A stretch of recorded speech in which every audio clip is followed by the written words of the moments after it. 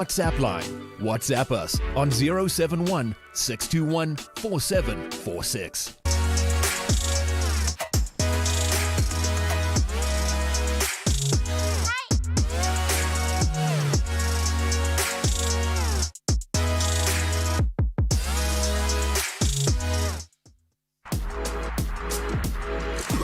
You are watching Super TV, Open View, channel 150.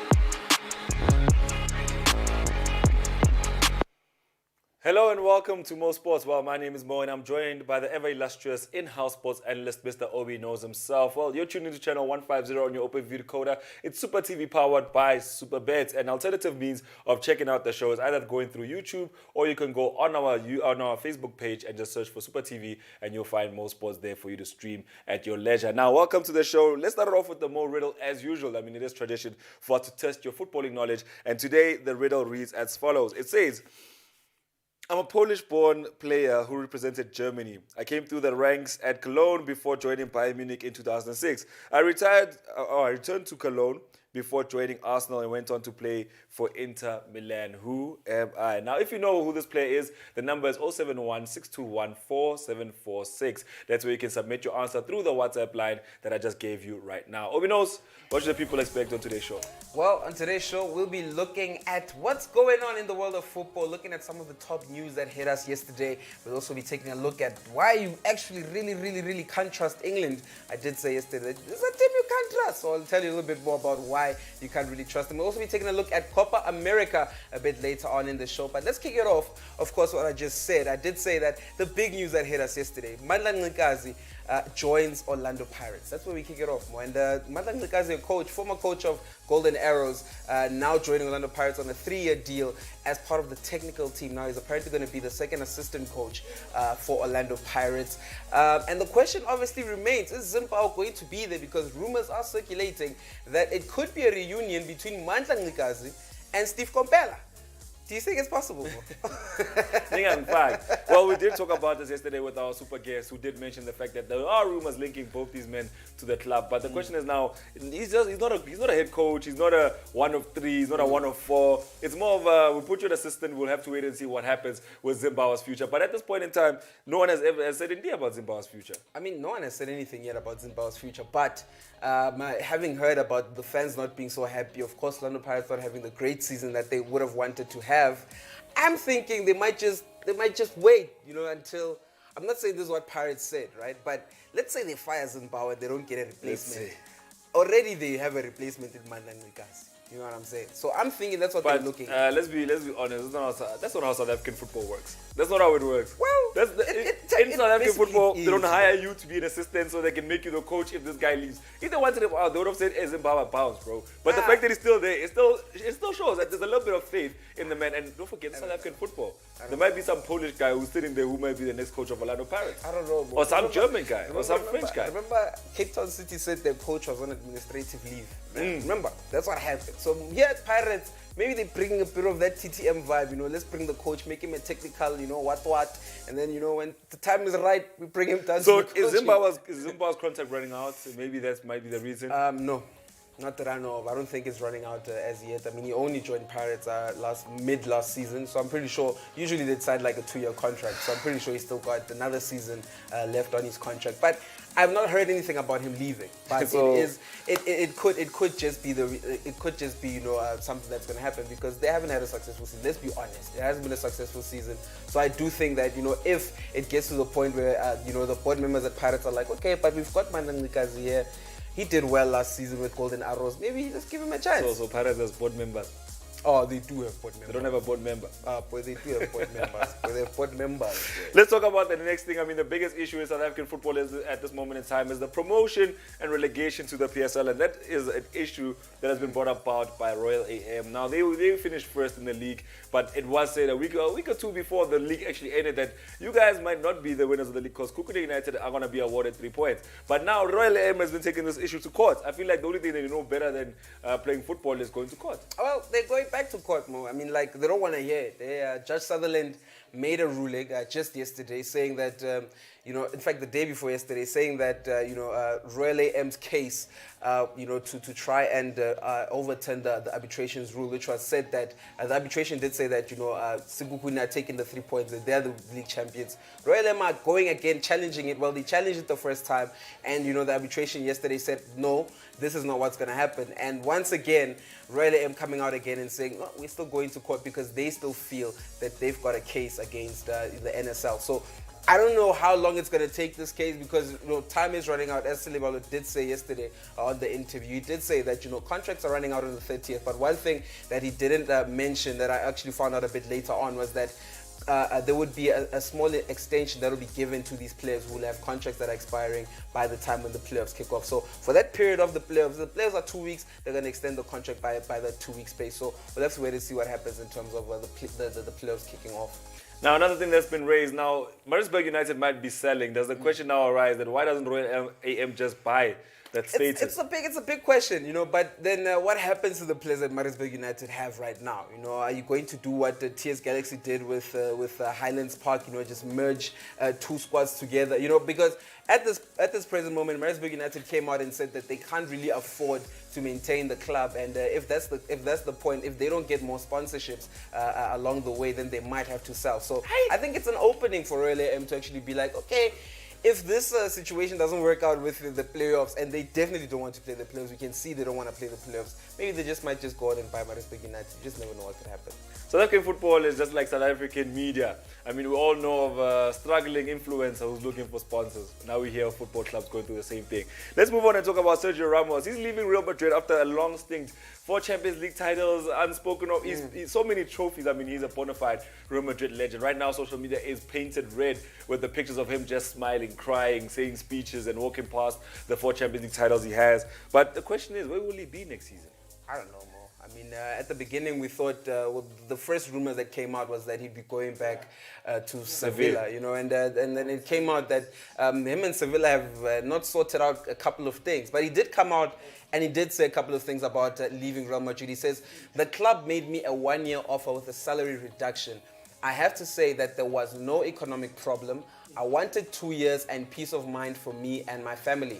During the last talks, I accepted the 1-year offer, but I was informed that it was no longer possible, that it had an expiration date, and that I had not heard about it. So he's saying that the contract that was there for Sergio Ramos to sign, it expired, and he didn't know about it expiring, and this does show that he didn't want to leave the club. But the first rumors, like I was saying, was that he would be going to Sevilla and might be given a position, not only so he will play a couple of seasons, but after he's retired as well, he will still have a position in the club. That was what I heard. That was the rumor that I had heard. But at this point, it looks like he won't be going there. Man United are not an option as well. They came out and said that they have a grudge against the player. Not quite too sure why, but it looks like he might be going to one of the big names. The PSGs are looking for some players to add into the squad. So you just never know where it could end up. I mean, I find it very ironic that at the beginning of his statement, he talks about the pay cut. He's like, no, I need peace of mind for me and my family. These are millions we're talking about, bro. This guy's making a couple of millions a day. But he's like, no, I need peace of mind for me and my family. What is he trying to secure? No, I mean, like the private island is still on lease. No, but he is saying that he accepted the pay cut. He just wanted a 2-year contract. And for his peace of mind for his family. Offering him a 1-year But contract. at this point in time, I really do wonder, like, if you're still saying that you still need peace of mind for a 2-year contract, that means you're saying I need 2 years worth of salaries just to be comfortable. You know what I'm saying? With us, like, give me your salary for a day, bro. Me, I'm balling for life. I'm nice. I don't need to do much. Take my quad every day for the next 33 years. I'm nice. I'm so nice. But let's move on. Let's talk about the schedule of the EPL. Now, it's been released and everybody has now seen what their clubs are going to be looking like for the next season. But the question is, our dear Liverpool fans, the AFCON is coming up, right? And beyond that, you know what AFCON means for Liverpool fans. It means that you're out without Naby Keita, Mo Salah, Sadio Mane against the following clubs: Chelsea, Brentford, Crystal Palace, and Leicester. Imagine. Tough. Without two of your front three. Yo, it's going to be tough for Liverpool. I mean, they need to go into this market and, make a big purchase, of a winger. I mean, yeah, we might have Bobby Firmino staying in that Diogo team. Jota's also there. Diogo Jota's there. Minamino might be coming back. I don't rate Minamino to be a good substitute. I mean, we've seen it. Shaqiri will still be there. No, we need someone new. Maybe we can bring back Harvey Elliott from loan. They was doing some nice things. He was doing well alone, yeah. Bring him back, or go out and get a winger. I mean, they've been linked with Lucas Ocampos a couple of times. He's not one who's going to get you quite a lot of goals, but he is one who would give you something creatively. So I do think that we need to see Liverpool going into that market and getting someone who can be able to slot into those roles while these three are gone. You know what would make me a lot happier? If Liverpool was able to secure Sergio Ramos. Oh. I just want to see Ramos passing Salah. I want to see them making peace. Honestly, I was going to go with Sergio Ramos in that side. But anyway, Liverpool, in terms of their signings, yes, I mean, an AFCON is a big disruption. But with the kind of squad that they have, I mean, they have some squad depth. You got to at least give them that. You don't think they have squad depth? I know. They played half the season without their star defender. They played front, half the season without their star midfielder. No, up front is a situation. Up front, it's a situation. Origi is not good enough, firstly. Oh, you guys were saying this when you brought you back against Yo, Barcelona. last season, I told you last season he wasn't good enough, and you kept on saying he was good. I'm pretty sure he got like 2 goals last season. He's not good enough to start. I mean, it doesn't matter what he has done for the team in the past. He's not good enough to start. It's like bringing back Gerrard now. What will he do now? There's nothing he can do. He's that good, but what can he do now? So I do think that Liverpool really need to go into the market if they're serious about competing for the title next season. You see, this is why OB.KNOWS is not a sporting director. Let's move on and go talk about CAF Champions League and see how it's going on the continent.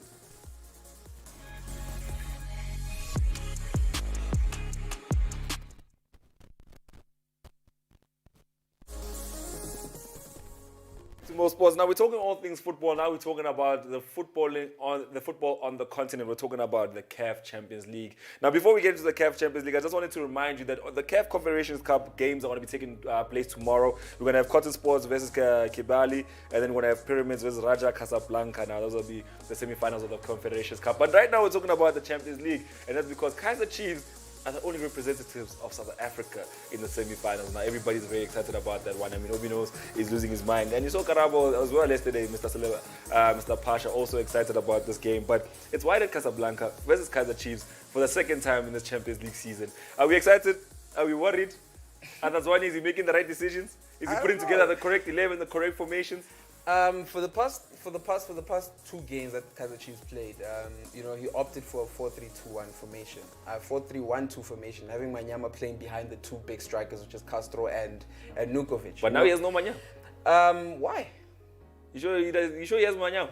Why doesn't he have Manyama? Like, did you know that when you play against a team like Wydad, I mean, you look at Wydad's record, I mean, you've seen this team, 6 games plus without conceding a goal, I mean, without losing, without dropping points. This team is massive. It's a tough team, but I do think that, if Kaizer Chiefs, like we heard what Daniel Cardozo said yesterday, I mean, he's saying that, the team is very confident, the players are feeling very good. I mean, having also heard what some of the players are saying about, Kevin Hunt's exit, they're wishing him all the best, and some of them are feeling like, Kevin Hunt wanted he didn't want to, work with what he had, and he wanted, to bring in players and take players out. So I think now that, the mentality is back on the football now for the players. It's no more thinking about, is Kevin Hunt trying to, release me? I think all these players are not trying to play for their contracts. I mean, some of them, might be getting released at the end of the season. I mean, Stuart Baxter might be trying to rebuild his own team there. I mean, he needs to do something with it. So I do think that, coming into this game, they will be, in the right mental state. They'll be trying to win this game and push with it to the brink. But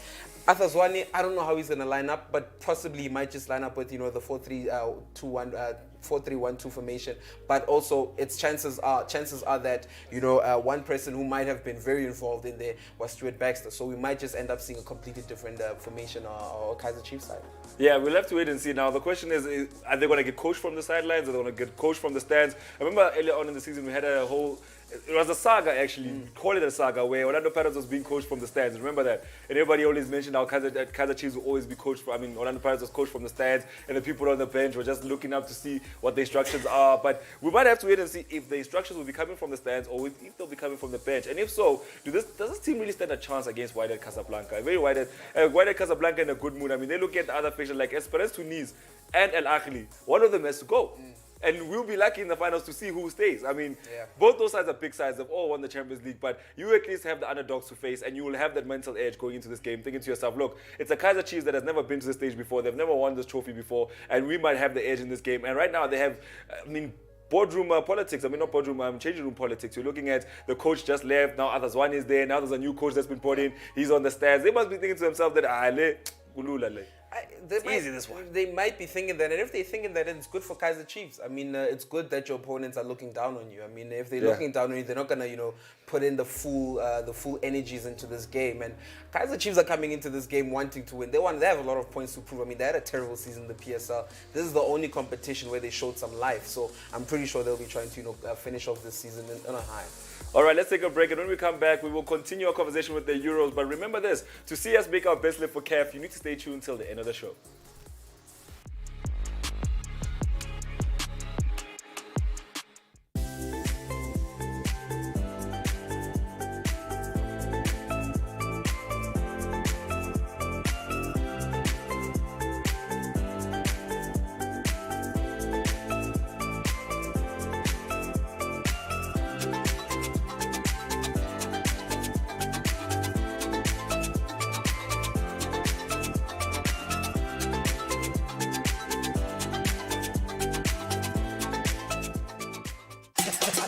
Love to play? Racing with my triples, and the wins, and the champion. Don't miss out on your favorite instant and live games this week. Catch Let's Play every day of the week at 2:30 p.m. only on Super TV OpenView channel 150.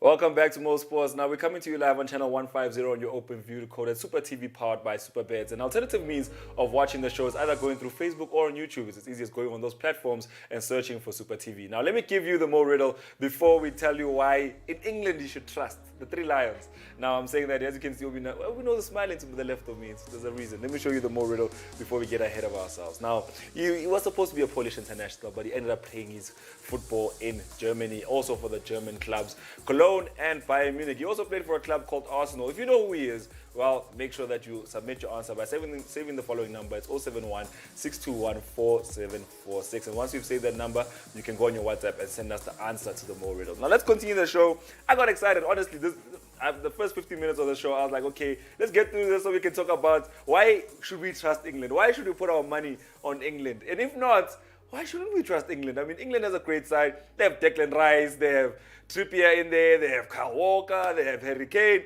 Now, before I let OB.KNOWS speak, all I'm going to say is, do you trust me now when I say Tony Pulis should be the man at the helm? Get Tony in there, bro. There's no English manager who can sort this out, man. This is a mess that needs to be sorted out by some, I don't know, first someone from South America, dog. First someone who can deal with talent, because they have so many skillful players. Tony Pulis does not know how to use skillful players. That's like, that team has too many skillful players, my guy. You have the Jack Grealishes in there, you've got the Fodens, you've got the Sterlings, too skillful. Can I just say this? The problem with England is not the players. It's not the skillful players. The problem with England is their overall philosophy, the image of the team. Look, a couple of seasons ago, England was playing with out-and-out wingers with an out-and-out number 9. Now they're playing with number 10s and one number 9 And then now the number 9 doesn't get at the ball at all. Because all these number 10s are doing is beating players and taking shots. Beating players and taking shots. He doesn't know what to do. He's just there in the box waiting for the ball to get to him. It will never get to him. So the problem with England is not that, no, they don't have the right talent. They do. They have the Jack Grealishes, the Mounts. They have the Rashfords. They have the Sanchos. All those players are exceptionally good. They're all great number 10s. But the problem is not that they don't have the talent. The problem is you got number 10s now. A bunch of number 10s behind the striker. You have 2 CDMs and you told them a little bit of freedom. Do what you guys want to do. It's not going to work. For me, look, you have Harry Kane. Harry Kane at Tottenham Hotspur spent the majority of his career being the out-and-out number 9. Being the guy you give the ball to and wait for the goal. Not basically. this season. At England, no, not this season. Previously so. At England, the same thing was happening. I mean, the last Euros was give the ball to Kane and wait for him to put in the back of the net. That's why he was getting so many goals right now. You know what I mean? Yeah. Now look at it this season. When you go watch the highlights, all you see is Mount cutting in, shooting. Grealish cutting in, shooting. Sterling trying to cut in and shoot. It's everybody but Kane at this moment. It's the everybody but Kane show right now. I mean, yeah, you need other options. You need options that are going to get you goals. You need options that are going to take players on. You need options that are going to be able to create. But is it working though? Is it working? Right now, it's not. And who do we blame? We can't blame the players. I mean, these players do the same things that they're doing at the clubs. The coach is exactly who we should be looking at. That's why you got to replace him with Tony Pulis. You can't do that. I mean, Tony Pulis cannot handle these type of players. He's not going to do anything with these players. I mean, Tony Pulis, you need to bring in Dominic Calvert-Lewin to be your main number 9. You need 5 other Declan Rices in this team because you need tough players that are going to be pushing people around. Look, that is not the football that England are trying to play. England are trying to, if you think England are going to play the high ball, aerial balls, and route one football that Bob Benley play, that's not what's going to happen because most of these players that are in this team are not players that are playing for those teams, are players who are used to being number 10s and special players for their team, skillful players that is.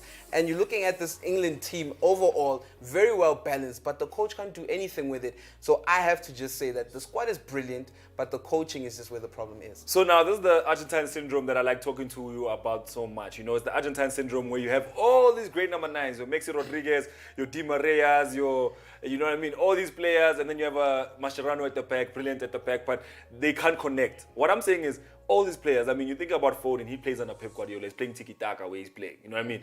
You think about Mason Mount, he's playing Gegenpress there in Chelsea, playing under Thomas Tuchel. Yeah. All these players are not playing the same football. That's what I'm saying. They're not playing the same football. They're not playing the same culture of football. When Spain was successful, all those players were playing tiki-taka, except for your Xabi Alonso's and them, but they brought a little bit of an edge to the team because they delivered something that the Barcelona players couldn't deliver. You're looking at an England side that has all the talent in the world. I mean, give that to anyone, OB knows. That's a wealth of talent. But my problem is, they won't connect. They won't connect. Because if you look at Gareth Southgate in 2016, they were playing around Harry Kane. Now they're playing beyond Harry Kane. You know, and he looks lost on the pitch, if you honestly ask me, because every time the ball gets him, it gets him in awkward positions. If you're saying that Harry Kane should have a good season in the Euros, I believe that maybe you get another number 9, you play him a lot deeper and see what happens. You know what I mean? You play maybe a Sterling up front, you play him a lot deeper and see if Harry Kane can affect the game. But right now, you know, they're not playing for Harry Kane. Everybody's playing their own number 10 football, and that's exactly the Achilles heel that's going to kill England at the end of the day. If you look at Italy, Italy doesn't have anything special. But they have the most goals in the Euros. You know what I mean? Because they're doing something basic, something so simple. They're not complicating it. And if you look at that 11, Obino, just go on the website and actually look at the 11 they put together. Is it available there? Yeah. Sure. Let's go look at the 11 that they put together and let's talk about this lineup because I know Obino is not impressed at all. Maybe they should get Obino as the coach and not Tony Pulis. But don't forget, if you also want to be a couch coach like us, all you do is SMS Super TV to 30978. Go on the Superbets website, put your money where your mouth is, and you can scream at the TV screen all day. Let's go see what's going on. I think we should go to fixtures so we can see the last game they played in. Let's go to fixtures. Let's go down and find England. There we go, 0-0. Hey, we know how much you lose this time. Boy, a couple of hundreds though. Couple of hundreds. Hey, guys. Yo, this man, he said it yesterday, don't trust England, but he went on and trusted England himself. You know, it didn't work. But as you can see, this is the formation we're talking about. Now we're looking at that 4 in the back, a double pivot right there, and then you have 3 attacking players in terms of attacking creative players, and you have your number 9 up front. Now those 3 attacking players are Phil Foden, Mason Mount, and Raheem Sterling. Now only 2 players from that midfield 3 comes from the same club. That's only Sterling and Foden. Then you have Declan Rice and Calvin Phillips. I can't really fault them at this point in time. They've really been they've been representing themselves well in these games. I'm gonna put down the website because Obi knows wants to give us some insights. Obi knows. Yeah, I think Declan Rice was poor yesterday. I think it was really poor yesterday. I think that midfield would have done much better had Calvin Phillips just operated it alone. So I really think that, you know, having more options up front would have also been very good for this team. And you're looking at these players and you are saying that they like to take players on. And when they take players on, you look at a Raheem Sterling, he wants to cut inside. When you're looking at Mason Mount, he wants to go through the middle. You're looking at Phil Foden, also wants to cut inside. So in this situation, maybe you should consider playing with wing backs. Maybe have, you know, 5 at the back. Maybe have, you know, Reece James playing a bit further up front, giving you more options, you know, in terms of crossing those balls for you. You know, since you want Harry Kane to be part of the play, maybe you should add more numbers. Captain. You know, so I do think that maybe drop Declan Rice, have one defensive midfielder or someone who can actually play the ball very well out wide to the sides. And I'm not saying Declan Rice can't do it; he can do it professionally well. But I think right now, you know, Calvin Phillips is the man who's been performing very brilliantly from the first game to the second game. So I think stick with him in the middle, get some wing backs in there, and let's see how England play, you know, in terms of having more people on the flanks and all of these ones cutting in. Let's see how different it will be looking. These are solutions. You hear these ones. These are solutions. Now, let's move on and talk about a boy called Billy Gilmore. Now that boy plays for Scotland. Obi knows. Talk us through how he was in this game. He ran the midfield, my guy. This is the guy who put Declan Rice off, and this was his first game, international game. Starting his first period. It's his first international top flight game. And what a game to do it at. I mean, playing against England, the coach didn't decide to bring him on in the first game. You know, brought him in this game against England and made him a start. I mean, if you do remember how Gilmore came into our lives, when we first knew Gilmore, it was a FA Cup against Liverpool, or it was a Carabao Cup against Liverpool, a big club, you know. And the way he ran that midfield, the way he bossed it, you could see he's got something of, you know, a big game player type of thing. And they brought him in this game against England, and he did the same thing, ran that midfield. Declan Rice nowhere to be found. Only Calvin Phillips tried, you know, catching up with him. But I do think that he was the main act that made sure that, you know, England don't go further towards and troubling the back line. All right, let's talk about Sweden versus Slovakia now. Somebody did say, I mean, Garaba Pasha did say that Slovakia was his dark horse, the team that he thought could surprise us all. But they didn't surprise us last night when Sweden actually took them, and basically Sweden ran the game rugged. A player called Isak, Obi knows, a very special player. You had some thoughts about how he performed? I think he's been brilliant. I think he brought a bit of what he does at Royal Sociedad into the national team, and we saw it mostly yesterday. I mean, he gave a man of the match performance yesterday. But the way he carried the ball from the center of the field, taking players on, going towards the box, and also taking a shot, kind of gave us an idea of what he is. I mean, Arsenal have been looking at him, Barcelona have been looking at him. I think he's trying to just make a name for himself at this point, and he did brilliantly well yesterday, making sure that he imposed himself quite a lot to that strong Slovenian defense. So big ups to him for pulling up at such a big stage. All right, let's move on and talk about Croatia and the Czech Republic. Now, the biggest news, Croatia had Dejan Lovren back in the side. He took a free kick. He took a free kick. I didn't see him take a free kick. Dejan Lovren, guys. You know, there's a video of Dejan Lovren after Liverpool had won the Champions League, and he was pushing Sadio Mane off the trophy. Yeah. He was like, get out, get out, get out. And that video actually trended a little bit because, you know, back then, people really didn't want to make those Black Lives Matter things trend. But I felt that this was a very rude player. I mean, we won this trophy together. In fact, I was on the pitch. You were on the bench, but you're gonna push me off a trophy you didn't work so hard to get. So it was one of those things. But yesterday, he gave the first game in the Euros, and he already gets a yellow card, and he already elbowed Patrick Schick in the nose, giving Patrick Schick a chance to actually take a penalty and score that penalty. But Perisic even brought it back to even begging. A brilliant goal. Perisic is a beast. I mean, a beast. He's a beast. Well, maybe when he's at Croatia, we can say maybe. No, when he comes from the bench at Bayern, that's the only time he's beast. Yeah, but when he playing for Croatia, you know, he's a bit on a different level. And I think we saw it in the second half, the way Croatia were pushing at Sweden, especially after, you know, I mean at Czech Republic, especially after Czech had, you know, scored the goal in the first half. The way they pushed, you could see that they wanted a goal, and you know, Perisic coming off the flanks, you know, cutting in, and the shot that he took, I think the goalkeeper, you could blame him a little bit because, I don't know, it went through him more than... Late reaction. Yeah, it went through him. So I would say that, you know, maybe the goalkeeper should be blamed, but the power in the shot, the precision that he put behind the ball, the effort to get into that position, we still need to give Ivan Perisic a hand for that one. Yeah, we have to give him a hand for that one. But you know what we'll do? We'll have to take a break, and then when we come back, we'll continue the conversation around what's happening in the Euros. And then we'll also look at the Copa America before we look at Obi Knows' tweet.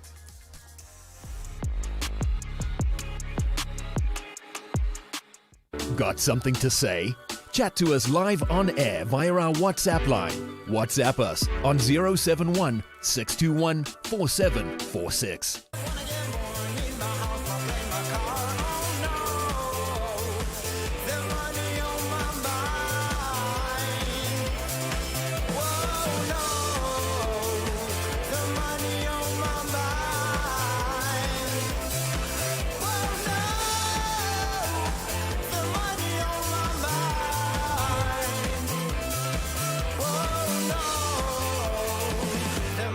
Got my mind. Evolution Games present Football Studio.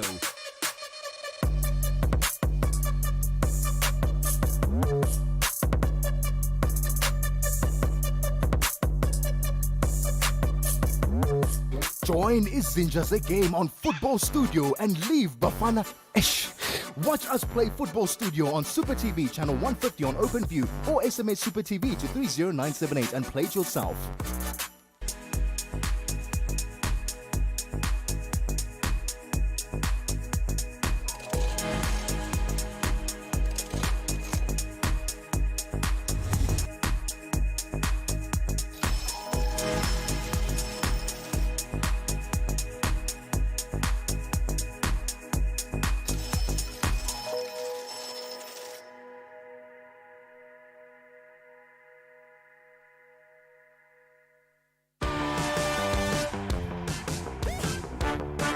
Dibra, don't be such a nuisance.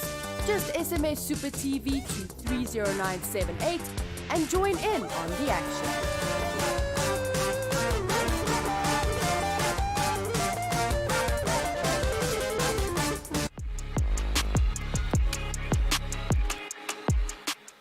Welcome back to Mo Sports. Now, we are talking about everything Euro 2020. And as you know, some of the games have unfolded. But now we have to talk about the big games. We're talking about the group of death. We're talking about the group that has Germany, Portugal, France, and Hungary in it. And we're not hungry for football here at Mo Sports. Welcome back. You're tuning into channel 150 on your OpenView decoder, Super TV powered by SuperBets. Now, alternative means of catching the shows either through your Facebook or on YouTube. Make sure you just search for Super TV, subscribe or follow, depending on the platform you're on. And somebody has already submitted the right answer for the Mo riddle. So let me remind you to join him and be in good company. His name is Owen and his answer was, well, let me not give you the answer just yet. You can read the Mo riddle for yourself, and if you want to submit your answer, save the following number. It's 071 621 4746. And once you say that number on your phone, just go on your WhatsApp and you can send us the answer to the Mo riddle. But now let's talk about the group of death. We talked about England. I feel like you should write a book called Don't Trust England. Because at this point in time, that's all you've said, the whole Euros. That's the only thing you've said consistently is don't trust the youth. I think that's the combination of words I used the most yesterday. I promise you, don't trust England. From 6 a.m. in the morning, I was, don't trust England. Don't trust England. Then I went on the Super Tracker, and what I do, I bet on England. Messed up. You were pub, man. Should have trusted myself. You didn't trust yourself. I knew England was going to disappoint. Bro. But let's talk about Hungary versus France. Now, everybody's waiting for Hungary to pull somebody down with them, and here's a chance for them to pull France down along with them. So the question is, do you think that it's possible that they will make France stumble in this Euro 2020? There's nothing impossible in football, né? But this is impossible. I think France have it. Even if France can decide, you know what, let's give Botoliso a chance to play. Let's pull Kante out of this midfield. I think they still would pull it, you know. So I do think that France are going to be very serious about this fixture. In actual fact, we can actually bet that France are going to finish the group stages with 3 wins full, and they're done. So you think they're going to go on to the next game and beat CR7? Yeah, definitely. You think so? Definitely. You think Portugal don't have a claim at this? No, they do. They do. I think both CR7 will be more awake when if they play France in the knockout, maybe. But during these group stages, I think, firstly, they might even push for a draw, to be honest. But I do see France as, I don't know, man. I don't want to. Who is Germany facing right now? They're facing Portugal. They're facing Portugal. So it's going to be a tough one. It's going to be a very tough one. And Portugal are going to win that one, firstly. Portugal are going to Portugal are qualifying. So, you're not just saying that France is going to beat Hungary, but you're also saying that Portugal is going to go on and beat Germany. Yes, definitely. Germany have no sense of cohesion at this point. I think they tried to play with the wing backs, né? But they play with Joshua Kimmich in the wing back position, which is a position that he hasn't played in a very long time. I mean, that's where he started off, in a right back position. and then they moved him more central. Right now, he's playing him, on the right hand of the midfield, and I don't think that's where he's most effective, and I don't think he has enough legs as well to be able to cover that field as well. So I think they need to, make a couple of changes in terms of that formation that they have there and see what they're going to do with it. But I actually see Portugal as a much better side, much better prepared side, more hungrier than Germany are. So I do think that Portugal have it in the bag. Guys, come fetch him, boy. Nah, that's not real. Are you serious? Stop being a German fan. I'm not being a German fan. Honestly, I'm not being a German fan. All I'm saying is, it's a group of death for a reason. The reason why we say it's a group of death is because there will be surprises. Hungary will pop out from nowhere and throw at someone. And then Germany will pop out from nowhere. And what if the results go as follows? What if Hungary now draw with France and then Germany go on and shock everybody and beat Portugal? Now we have 3 teams on 3 points. We have 1 team on 1 point.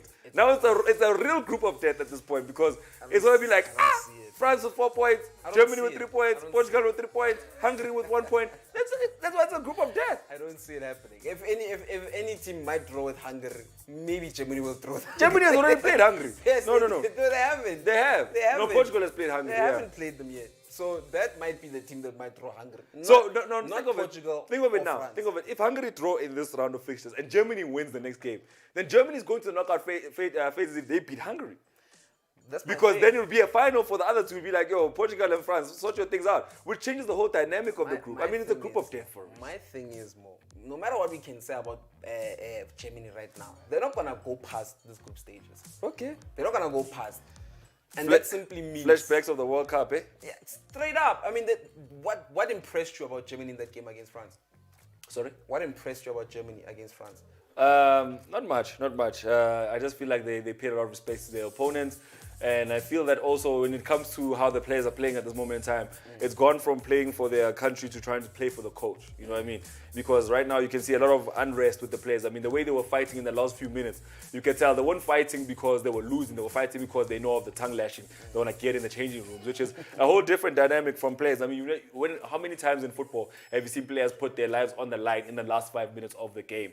And that's basically when you see that it's not about the badge anymore. It's about this guy's gonna scream at us.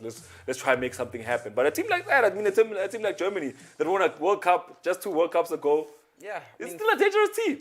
They could be a dangerous team. Well, let me remind you that in 2010, the 2010 World Cup, when Italy came to defend it, they were knocked out in the first round. Same thing happened with Spain in the next World Cup. They got knocked out in the first round. Germany also. So they are still on that level. They have not, for me, they didn't do anything that was positive for me in that game against France. I mean, yes, they put France under attack, but I did say that with putting France under attack, it gave France that opportunity to get those 2 offside goals, which they could have had. So I do think that Germany have a lot more to do in terms of getting it right tactically, and we know them for being masters of the tactics. So I'm very surprised at this point of what they're looking like, but I think Joachim Low still has quite a big job to do, if he's trying to get them out of these group stages. I'm just gonna say this statement outright. I'm just gonna say this to the camera, everybody at home. I still put my money on Germany. Let's wait and see. I mean, I think Germany will make it out of this group stage. I think maybe at the expense of France. We'll just have to wait and see. But at this point, France has already done its homework. But let's move on and see what's happening with Spain and Poland. I mean, Spain and Poland. Spain is a team that, like OB.KNOWS said, after the World Cup they won in 2010 and they went on to win the Euros in 2012, they've not been the same side. They've been a team that's actually been on the decline. But now things look like they're turning around. For the first time in a very long time, they've selected a squad without Sergio Ramos. And it's like they knew that this guy's going to get fired. He won't be able to concentrate. But they were smart enough to let him go and be like, okay, so, do your thing. So do you think that they have a good game against a Poland side that hasn't actually registered points in this Euro? I'm not convinced about Spain. I'm not convinced in their first game. I've not been convinced actually ever since Luis Enrique took over at the national team. And not because he's a bad coach. No, not at all. I mean, I just don't think he has enough attacking threat going forward. We saw the big miss that Morata missed in that game, in the first game. And that was the only clear chance they had to score, and they didn't score it. So I think they're going to struggle if they still don't have that, someone who they can trust to get those goals. I mean, Gerard Moreno came through in the second half, had a brilliant header, but it was saved by the goalkeeper. So I think their best attacking option going up front, it could still be Alvaro Morata, because he gives you that option of running behind the defense, creating that space between that corridor that corridor you spoke about of uncertainty. He gets into that position, and he can bring the ball back in. So I don't know how they're going to make it work, but I do think that they are not a team that have impressed me as far. And I see some trouble for them if they don't contain Lewandowski in this game. All right, let's go on and talk about the Copa America. Now it's time for us to talk about South American football. Who do we talk about now? Because I know you're a big fan of what's happening with Brazil. I'm a big fan of what's going on in Brazil, but I'm also a big fan of England. You know what I'm saying? So I've been a big fan of England, right? But there was only one English player who was on target yesterday and was not even playing the Copa America. This is Ben Brereton, former, he's a current Blackburn Rovers striker. A former English international, you could say, now that he's representing Chile. He's the one who got the goal for Chile yesterday, winning the game for Chile. Of course, these are this is a sight to behold. yeah, my guy, you know, like Looks very English. He added, he looks very English, very English. He added Diaz to his surname, so it's Ben Brereton Diaz now. You know, he's not just Ben Brereton anymore. So yeah, he's the only English man who scored a goal yesterday, and winning the game for Chile. I think it was a tough fixture. I mean, they played against Bolivia, and I did say that Chile are that team that are really going to struggle without Alexis Sanchez, and it's proving to be the case because up front, you know, they have Ben Brereton, but they also have Vargas up front, Eduardo Vargas, who's not really useful when he's alone up front. So I do think that the combination that they try to get between Brereton and Vargas was going to work for them, but it proved to work yesterday. But in terms of going further into the knockout stages, I don't see Chile actually going further in this competition or going far in this competition like the semifinals. So you don't think Brereton is enough to put them in a good place? Nah. All I'm saying is South America is smart, guys. Africa, wake up. So that's all I'm going to say. South America is lit. Chile's lit. Chile's like, we're taking our players. We're taking their players to Brereton. Come here. Where is he playing? At Chile. No, club level. Blackburn. He's playing for Blackburn. Where does Blackburn play? In the second division of English football. For Chile to have said, we want that guy in the second division, and he gets them a goal that gets them a win against It's Bolivia. the only option. What do you mean it's the only option? So it was either you're gonna go to those teams there in the Chilean league, and you got someone who's like got some quality outside. All I'm saying is Tony Pulis would have seen this man. Tony Pulis would have said, this man is the one I'm going with to the Euros. And look at over. England would be happy right now. I mean, if Tony Pulis was like, we need Brereton up in here. Remove the DS. Come here. I mean, I'd be worried if I had a striker that didn't score against Bolivia. So I wouldn't be too happy about him. But it's a 1-0 win. So you can't say he scored in a 5-0 thrashing. But there was only two strikers. There was only two strikers and he scored one. So look. Obinos always find a negative. England, you're doing well. You're doing well. Just get the right coach. Get yourself someone who understands what's needed from you guys. But it's time for us to go to the website and go look at how the tables are looking in the South American Championship. But before we do that, let's go look at how it's looking in the Euros before we get carried away and go to the other leagues. Let's go, Obinos. To the website we are. And then let's go to the tables. Right. So we'll look at table C downwards because we already covered Belgium is through, Italy is through, Netherlands is through. Czech Republic still arguing with England about who's going through. But at this point in time, the Viskinder can show that unless if Croatia pull off a miracle, they're still safe. Let's scroll down, Obinos. Group E is where we're at. As you can see, Sweden and Slovakia have played their games, leaving Slovakia on their 3 points that they got initially, and Sweden is now sitting on 4 points, meaning that Spain have it all to do against Poland. If Poland gets all 3 points, Spain is out completely because they'll only have one game to play, and they'll have to get all 3 points from that game to be able to compete at least by chance for a place in the knockout stages. Let's go to Group F. As you can see in Group F, this is how it's looking at this moment in time. Portugal on 3 points, France on 3 points, Germany on no points, Hungary -3 goal difference and no points. All we know is still not buying my story. As I say, Germany might be going through and France might be going home packing as the world champions. They'll be crying in their jet going to France, going to Paris. But Obino is not buying my story. He's going with what everybody else is saying at home, that France and Portugal are the 2 favorites to make it out of this group and continue in the competition. I mean, we're looking at the current holders. We're looking at the current holders of the World Cup, 2 champions. And it's only right for them to rise to the top like the cream always does. But Obinos, let's go to the Copa America. I got carried away. Let's go to the Copa America. Sorry, everybody. Super viewers are like, this guy's already turning. Let's go to the Copa America. International. There it is on the right-hand side, the search for Copa. Yeah, it wasn't Zanzi. Somebody would have already stolen that Copa. So I've been like going to sell it now locally. So call it a Copa America. As you can see, Obinos already look at the next pictures, but we're here. And as I was looking, Argentina winning 1-0. Obino saying 1-0 is not enough because Chile's 1-0 was scored by an Englishman.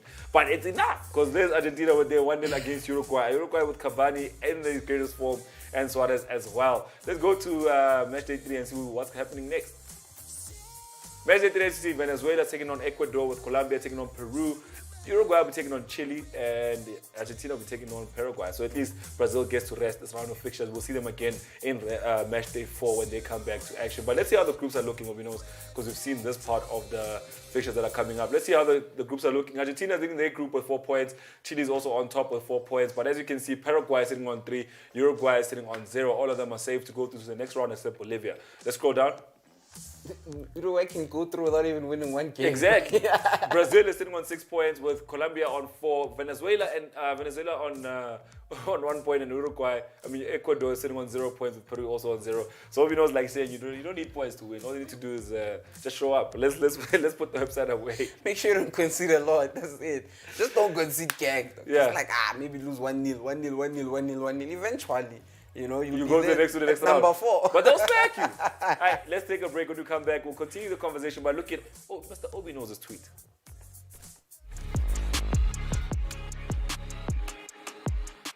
Superbets is bigger than ever with Global Bet Virtual Games. A first for Mzansi.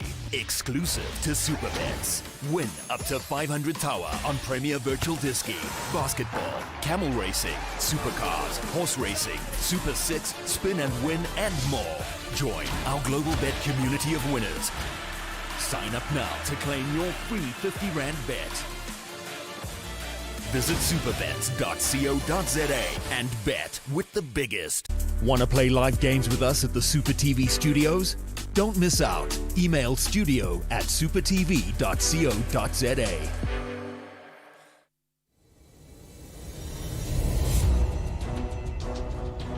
Winners know when to pull out.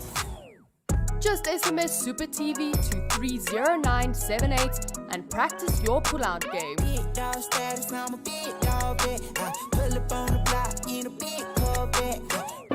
What does consistency do? According to the Super TV team.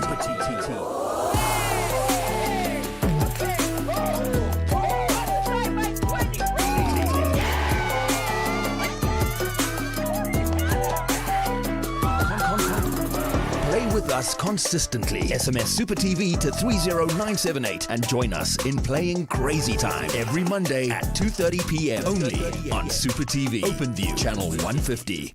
You're locked into Super TV only on OpenView channel 150.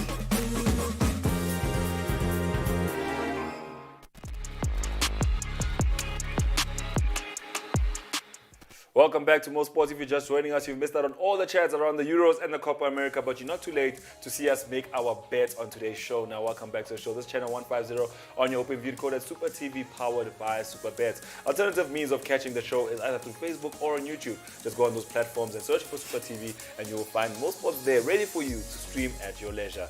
Now, let me give you the Mo riddle one more time before we get on with the show. Don't forget that somebody has already submitted the right answer, but you can join them and be in good company. So today's Mo riddle is all about this guy. He's Polish. He played for the German national team. He's also played for Cologne, played for Bayern Munich, and also played for Arsenal. If you know who he is, send your answer to the following number. It's 071-621-4746. Now just go on your WhatsApp, and then after you say that number, send us the answer there. But let's continue the conversation. I hear that this guy on Twitter, he's been posting all these footballing things, and we're looking at his tweet today. Let's see what his tweet had to say, because he's a big fan of football. I hear he's also a sports analyst. So let's see what he had to say. This tweet must be something special for it to have made it onto Mo Sports. This is what it says. What does it say, Mr. Obino? So as you can see, the hashtag at the top is what? Hashtag Pizzo to Spurs. So this guy was saying, bro, hear me out. Pizzo at Tottenham. And I'm like, bro, let's try get a Pizzo hashtag to trend, right? So this was a reply to Fabrizio Romano after he had posted about Gennaro Gattuso not going to Tottenham. So Tottenham are in a circle where they're looking for managers. So I'm like, Who's Andromain? Andromedian. What? Andro? Andromedian. What is that? That's why are you asking so many questions? No, I'm just asking because the next question has to do with the picture. Let's get to the Andromedian. Let's see what is that? What is it? So Andromedians are a breed of aliens that are closest in resemblance to humans. They represent compassion, they represent love, and all these good things that aliens don't really represent, but they represent it. So do you think these aliens know that they represent all these things? Yeah, I'm pretty sure they do. I mean, I'm right here. All right, cool. Second question. Yeah. Where's that jacket you're wearing in that picture? That jacket, shout out to gaming could have been trying to get it from me for the longest time. It's at home. Yeah, no, it should be in a vault, that jacket. Obi knows wear that jacket in summer while it's hot, 40 degrees outside, you'll be grooving in that jacket. You say you're sweating, he's like, no, boy, I'm just dripping with the swag. That's the kind of person he is. He's like, I'm just dripping with the swag. You're like, it's sweat. He's like, nah. What do you say about Don't pizza be to salty. Spurs? Huh? You think pizza to Spurs would be a bad idea, boy? I think- how bad could Spurs be? Let Pito defend the CAF Champions League first. Win it, do another treble again, and then he can go to Europe. Let's just let him go out of Africa on a high. Not on a questionable high where everybody's saying, but this guy, he won it when he only had to play a semi-final Oh, no, and a it's always final. gonna be questionable. So let's let him do let the boy do his victory lap. Let him do his victory lap, and then after he's done his victory lap, he can go to Spurs. Because we all know at Spurs, you'll be fighting for Europa League. At this point, Conference League. He might be fighting for Conference League for the next 2 seasons, but let's not do that to our boy. Maybe if he spends almost season, has a victory lap, maybe Arsenal might lose a coach and he might end up going there, win an FA Cup as well. I mean, you can say what you want about Arsenal, but they won an FA Cup just now. Just now. Yeah. You know what I mean? It might be better in the league, but they're champions. They're champions of something. They're defending something this season. No, look, pizza, ne? I think You guys don't like pizza to Spurs? Sure. I just think, in any case, if Pizza was to make it out of Africa, he would be, despite how many trophies he would have won, I think him taking a job in Europe is going to be too many questions around it. Doesn't matter how many, trophies he's won, whether he's won 3 or 4 trophies in Egypt and he goes to but it's Morocco, not really wins about the another one. trophies. I don't think... All I'm saying is let him have the victory lap. It's not about the trophies, it's about the victory lap. Okay. I'm not saying that the trophies will make him a better coach. I mean, even if you Google it, I know a lot of people have Googled who are the best coaches in the world. Peter's in the top 5, in the top 10. His face is there, so even 10 or Europeans 20, come. bro. You sure 10? I'm telling you, he's in the top 10, bro. One proof tomorrow. We're gonna Google this thing. So let's go to the website and go do what we do best and make ourselves a Betslip. Let's go. Let's go. You ready for the Betslip? Yeah. We're on the wrong page. Can you tata? Oh, cover the technology. Let's scroll down. Wait, let's log in first. Go to the other one that's featured. It's the one. You sure? Both of them, yeah. Is it this one? Online now. Are we online for real? Let's go down. Let's go to Euros. Let's go to games. Let me do this on this side. Yeah, let's just prepare ourselves to be making sound bets. You need to have these things open everywhere as you make your bets. I think we should say Patrick Schick will be top goal scorer. I think it's still safe to do so, but I'm kidding. France, Hungary, let's make it a draw. Huh? Tepa me, make it a draw, comrade. Comrade Bex, make it a draw. And then Germany, England, Portugal, give it to Germany. Temper me, boy, temper me. Okay, fine, since you don't temper me. Give it a draw for Portugal and Germany. No, don't do that. Leave it as a win for Germany. And then Spain, Poland, give it to Spain with that 35 cents. And then let's see how much that is. And let's put a clip on it. And then let's make 1,581 rand. Yeah, that's how we go. Now we'll get Obi.KNOWS to make his best slip right now. Obi.KNOWS, do your same thing. With the same 3 fixtures, make your best slip. Hungary, France, Portugal, Germany, Spain, and Poland. Go ahead. He's going to go for France like every other super viewer. He's going to go for Portugal like every other super viewer. And he's going to go for a draw. All right. We see you. I know, Baba Nyati is Bafeto. But until Spain can get a goal scorer, boy. All right. Let's go down quickly. Let's go down. Let's go to Copa. We don't have enough time to go to the Copa. Let's put the website away and get ready to give you the answer to the Mo riddle. Now, I wanted to give you another clue before I give you the answer. He did assist Schweinsteiger in 2008 when Portugal were playing Germany, and Germany were thrashing Portugal. Now, his name is Lukas. Let's see him.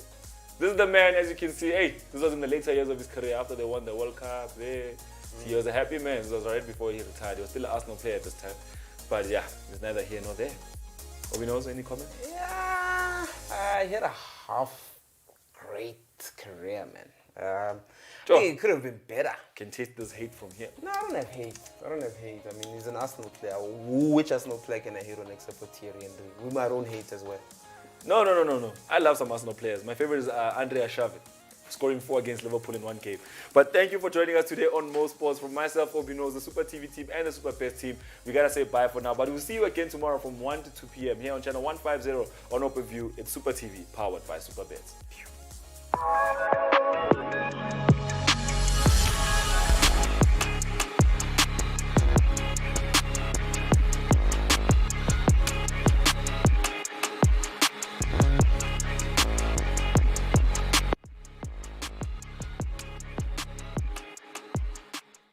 You're locked into Super TV. Only on OpenView, channel 150.